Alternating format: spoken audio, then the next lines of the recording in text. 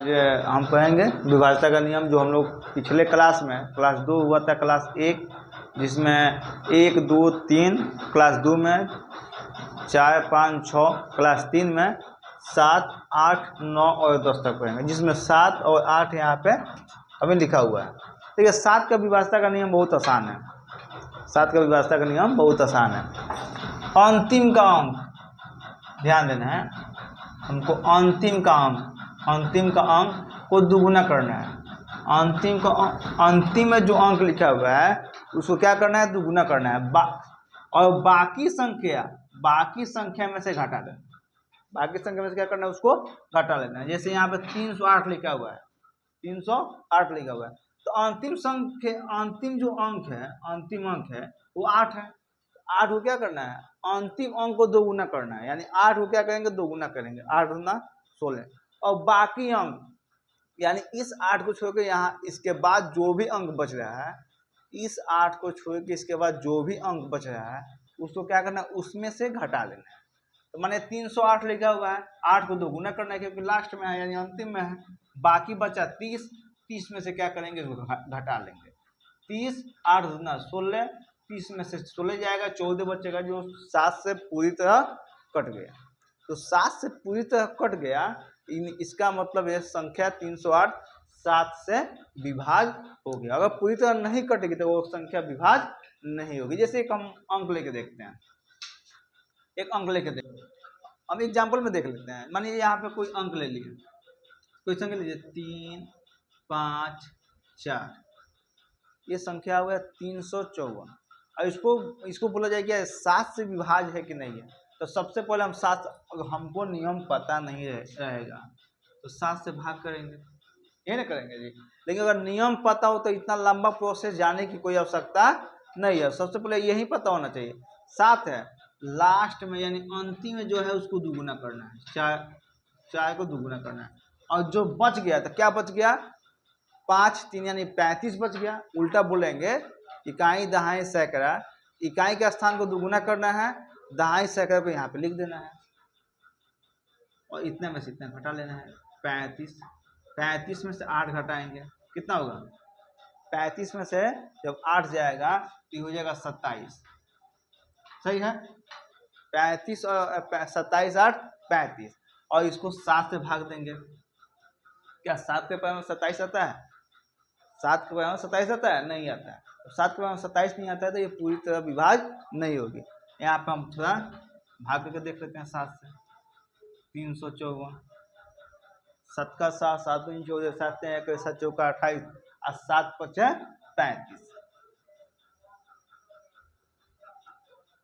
ऊपर से एक अंक आता है, आ गया। और ये भाग लगेगा नहीं तो इसका मतलब हम क्या देंगे, क्या यहाँ पूरी तरह कटा नहीं कटा। तो इतना भाग देने से अच्छा है कि अगर नियम हमको पता हो तो आसानी से हम बना सकते हैं। चलिए एक यहाँ पे है 553, 553 को चेक कर लिया जाता है। देखिए 7 का विभाज्यता का नियम में हमको ध्यान रखना है, अंतिम का अंक जो भी हो उसको दुगुना करना है। 7 का विभाज्यता का नियम है, अंतिम का कोई भी अंक हो उसको क्या करना है, दुगुना करना है। और अंतिम अंक छोड़ के बाकी जो भी अंक बच जाए उतना में से क्या करना है, इकाई मैंने जो पहला स्थान अंतिम स्थान को दुगुना किया गया है उसको घटा लेना है। जैसे यहाँ पर 3 है, 3 को क्या करेंगे, दुगुना करेंगे। 3 को क्या करेंगे, दुगुना करेंगे क्योंकि अंतिम अंक है। और बचा अंक यानी 2 को 5 बचा हुआ इसको क्या करेंगे, 55 में से 3 को दुगुना करके घटा लेंगे। 55 में से 6 जाएगा, 49 बचेगा। और 7 से क्या है, 7 को 49 होता है, पूरा पूरा यहाँ पे कट गया है। भाग दे के देख लिया जाए, इसको चेक कर लीजिए भाग विधि से। 553 को भाग विधि से चेक कर लिया जाए। 7 के पास पढ़ेंगे 7 7 49, यहाँ से आया 6 3 9 7 30, कट गया पूरा तरह। यानी 7 का विभाज्यता का नियम यही कहता है, अंतिम में कोई भी अंक हो उसको क्या करना है, दुगुना करना है। और बाकी अंक में से उसको क्या करना है, घटा लेना है। तो बाकी अंक कैसे निकलेगा हमको पता चल गया ना। 3 को दुगुना करेंगे, बच गया क्या, 55। 55 में से 3 को दुगुना करके घटा लेंगे। 55 में से 3 को दुगुना किए हैं, 6 आया, 55 में से 6 घटा ले 49 जो 7 के पाया में आता है। और इस 7 के पास में 49 आता है, यानी पूरा जब कट गया तो यह विभाज्य होगी। अगर पूरा तरह नहीं कटेगी तो क्या विभाज्य हुई है? नहीं, ध्यान दें। चलिए अब 8 का विभाज्यता का नियम हम लोग पढ़ेंगे। अब हम पढ़ेंगे 8 का विभाज्यता का नियम। देखिए 8 का विभाज्यता का नियम बहुत आसान है। 8 का विभाज्यता का नियम बहुत आसान है। अब आसान कैसे है? तो सबसे पहले एक बार हम पीछे चलेंगे। 2 का विभाज्यता का नियम, अंतिम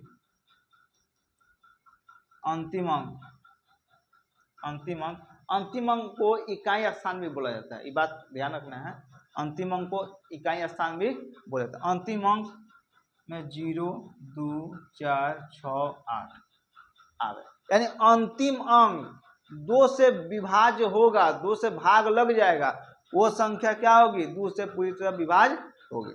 अब आइए 4 के अंतिम 2 अंक को 4 से विभाग करना है।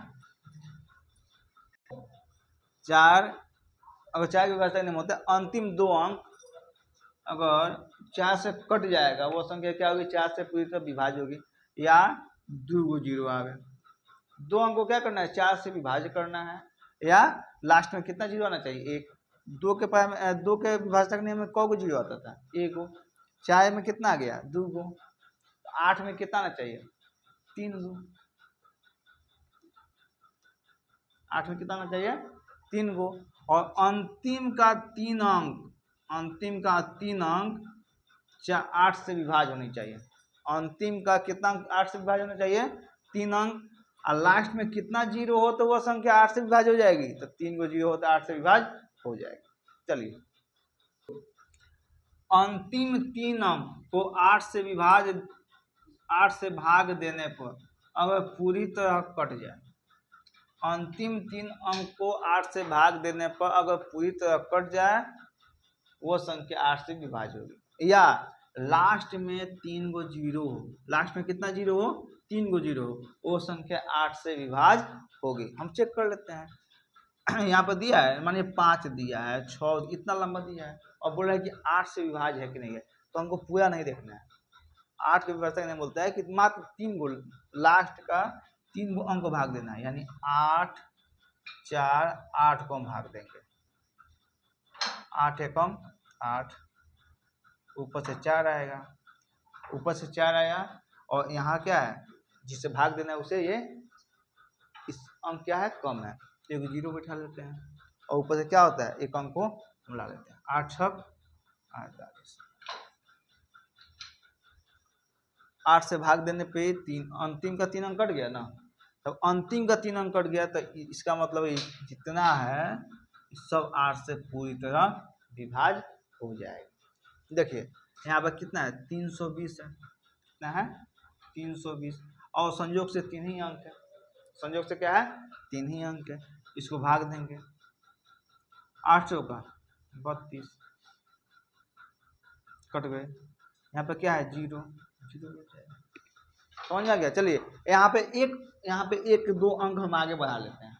320 कट गया है ना जी, 320 तक कट गया, इसी में 1-2 अंक हम आगे बढ़ा लेते हैं, फिर चेक कर लेते हैं क्या इसके आगे कोई अंक आ, जैसे आप ही लोग कोई अंक बोलिए, जैसे मानिए 5, 7, 9, 3, 20, इतना है ना जी, इतना 8 से विभाज्य है कि नहीं है, तो बस इतना लंबा नहीं देखना है। बता दें 320 लास्ट में है, तो यहाँ पे हम चेक भी किए थे, ये संख्या कितना से विभाज्य थे? 8 से विभाज्य थी। इतना लंबा ना लेके मात्र कितना ले लीजिए? 1 अंक लेके, क्योंकि भाग भी देना है, और भागने में जगह बचेगा नहीं। 8 से भाग दीजिए, 8 एकम 8, ऊपर से 1 3, 8 एकम 8, 5, ऊपर से 2, 8 6 48। अब देखिए इसको यहाँ पर लाते हैं, 52 यहाँ वाला, 8 6 48, 4 ऊपर से 0 आएगा, 8 बचे 40। समझ में आया ना? 320 जो विभाज्य थी, इसके आगे कोई अंक बढ़ा दीजिएगा ना, वो भी संख्या क्या होगी? विभाज्य होगी। कोई दिक्कत? चलिए अब इसको 3 अंक वाले को देख लिया जाए, 3 अंक वाले को थोड़ा देख लिया जाए। इसको हम देख लिए हैं, इसको देख लिए हैं। अब देखिए लास्ट में 3 अंक हो, लास्ट में कितना अंक हो, 3 अंक, उसको देख लेते हैं। अब देखिए यहाँ बोला गया है कि अंतिम 3 अंक को 8 से भाग करना है, तो यहाँ पर 3 को 0 है, तो इसको हम कैसे भाग करेंगे, यहाँ तो भाग नहीं करेंगे ना। तो एक लाइन में लिखा हुआ है,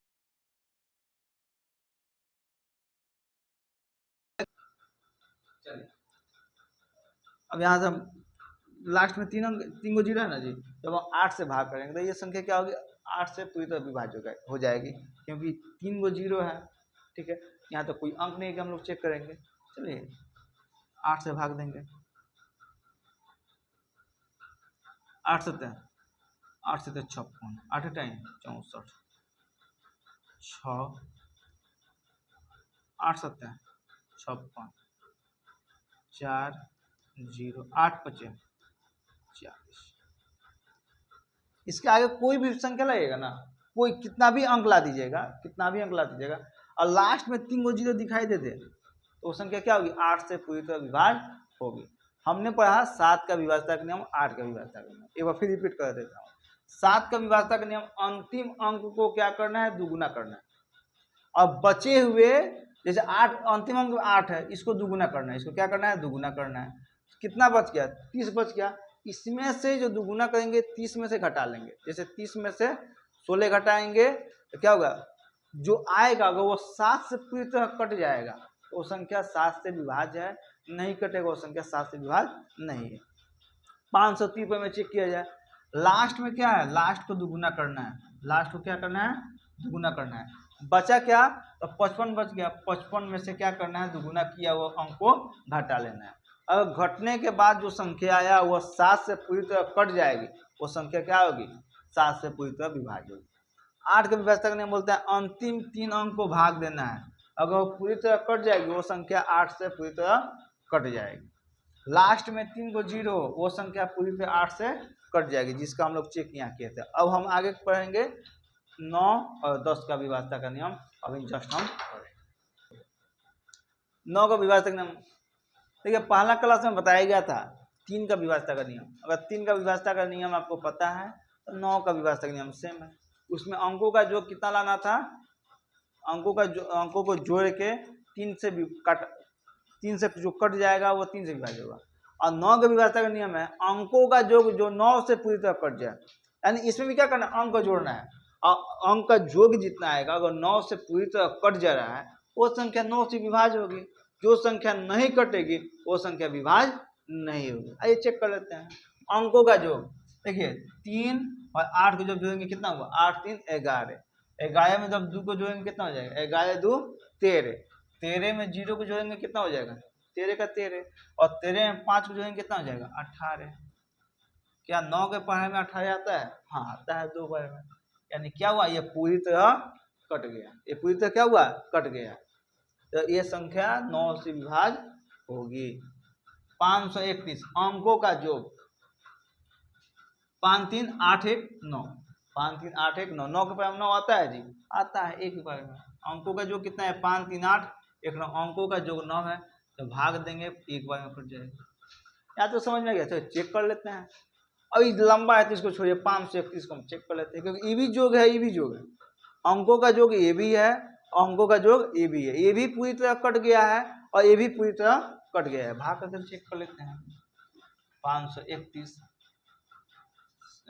9 छक 54, 9 छक 9 पचे 45, 8 9 81, कट गया जी। अंकों का योग अगर कट जाएगा वो संख्या 9 से पूरी तरह विभाज्य हो जाएगी। 10 तो बहुत आसान है, लास्ट में 0, लास्ट में 0, 1 हो 2 हो 10 हो से मतलब है, लास्ट में 0 है वो संख्या 10 से विभाज्य हो जाएगा, कोई दिक्कत नहीं। अब इस पे कल हम एक छोटा सा क्लास लेंगे, उसमें क्या रहेगा, जैसे हम लोग एलसीएम बनाते हैं, क्या बनाते हैं, एलसीएम बनाते हैं, एलसीएम बनाते हैं, एलसीएम जब हम लोग एलसीएम बनाते हैं तो उसमें क्या होता है, 2 6 8 15 100 लोग देते हैं बनाने के लिए। अब देखिए अब हम सोचेंगे कि ये संख्या का माने यहाँ पे देखिए लगता है इसको हटा दीजिए, यहाँ पे 5 ला दीजिए, ठीक है, अब तो ये अलग हो गया। अब देखेंगे कि ई दू से कटेगा कि नहीं कटेगा, ई दू से कटेगा कि नहीं, ई दू से कटेगा कि नहीं, ई दू से कटेगा। अब सब में क्या करेंगे, अगर हमको पता है छोटा छोटा बच्चा है जो हमको पता नहीं होता है, तो हम क्या करेंगे, दो दूना चार एक, ऐसा करेंगे ना ई दू से नहीं कट रहा है। तो विभाज्यता का नियम यहाँ पे काम आता है। विभाज्यता का जो नियम सिखाया गया है एलसीएम में काम में आता है। लास्ट में दो है, माने एक अंक है ना जी, तो लास्ट इसी को माना जाएगा। दो है, यह संख्या दो से कट जाएगी। 5 है, क्या दो से के विभाज्यता का नियम में 5 की कहीं चर्चा हुई है? नहीं, सम संख्या की चर्चा हुई है।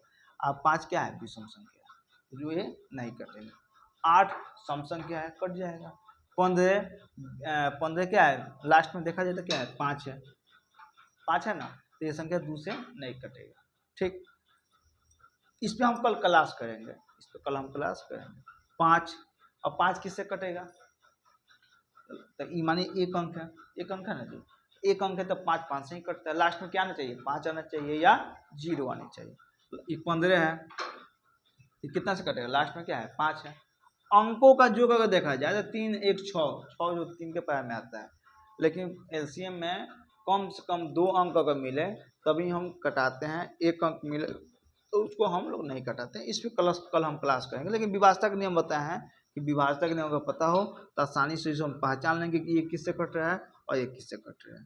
4 8 है, ये 2 से कटेगा क्योंकि लास्ट में क्या है, 2 4 6 8 और 0 है, वो संख्या 2 से पूरी तरह विभाज्य हो जाएगी। ठीक है, बाय।